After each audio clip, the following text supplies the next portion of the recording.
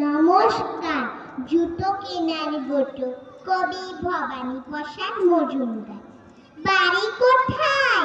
জুতোওয়ালা, শোধই খরিদ্দার। কেটা বলে ডোবা গ্রামে, তিস্তা নদীর ধারে। জুতোওয়ালা বললেন, তবে দিন বগরের মাপ?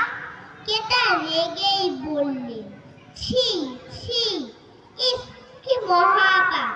জুতোওয়ালা বললেন, মশাই করেন কেন ছি ছি? সাত সকালে আমার উপর চটেন মিছি মিছি। ডোবা গ্রাম তো সারা বছর